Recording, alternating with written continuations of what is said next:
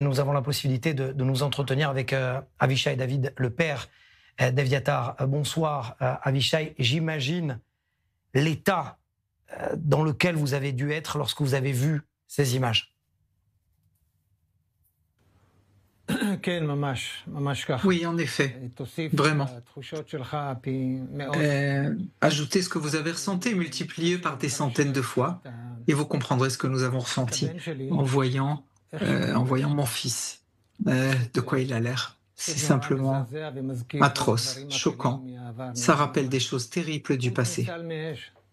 Il est vraiment un squelette, c'est affreux, c'est atroce. C'est épouvantable de le voir comme ça. Est-ce que vous pouvez imaginer à la vue de ces images la souffrance, ce qu'il endure? Écoutez, beaucoup de choses que j'ai vues, tout le monde les a vues. Une anémie terrible, physiquement, moralement, maigreur extrême. C'est vraiment comme s'il allait mourir à chaque instant. Et je sais. Moi, je suis paramédical depuis des années et j'ai bien compris. J'ai vu ces images et ça vous pénètre jusqu'aux os. C'est atroce de voir ça, de voir Eviatar dans cet état. Il est fort, il est musclé, il est fort, mais c'est incroyable. Jusqu'où ils l'ont amené, c'est inconcevable. Je ne croyais pas que je le verrais dans cet état. Il est presque incapable de parler. C'est affreux. C'est dur, oui. Oui, oui. C'est très, très dur. C'est dur dans ce petit tunnel, large d'1 mètre, sans nourriture, sans de boisson, sans eau. Il est torturé en permanence. C'est inconcevable, intolérable. Quand des jours pareils, dans une telle époque, il y a encore de telles choses que les hommes font à d'autres hommes. C'est simplement inconcevable. C'est le cœur qui est brisé. On ne peut rien faire. Avishai, je suis obligé de vous poser la question, est-ce que toute la famille a regardé ces images? Non. Non. Moi, j'ai regardé. Je regarde les vidéos. Ma famille, non. Enfin, peut-être qu'il est là. Elle a regardé un peu, puis elle a arrêté. Moi, je voulais voir. Ça me permet de me relier à lui, aux ondes que nous avons entre nous. Je lui envoie des bonnes ondes.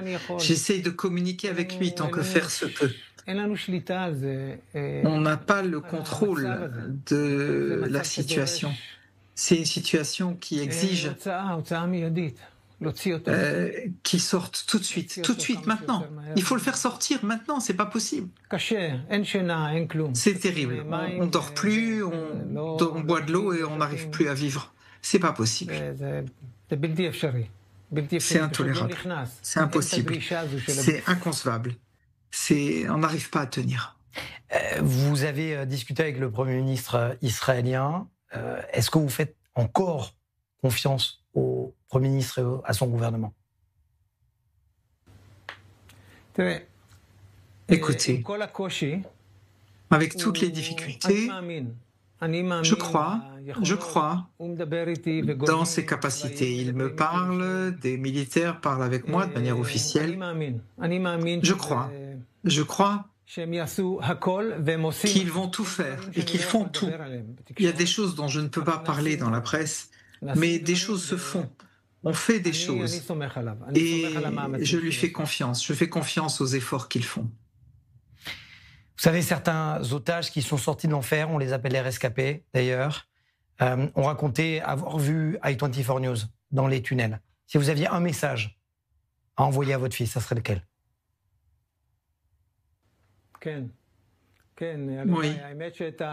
Oh, j'aimerais tant. C'est vrai que il y a j'ai des conversations chaque heure avec lui. Je parle avec lui dans ces ondes qui nous relient.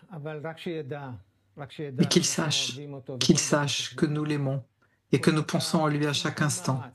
Chaque seconde, nous faisons des efforts à chaque instant, chaque heure, chaque jour pour le faire sortir. Dans le monde et en Israël, on ne s'arrête pas une minute, on n'a pas le contrôle de la situation et c'est horriblement frustrant d'avoir notre fils là-bas dans une telle détresse affreuse, presque mort.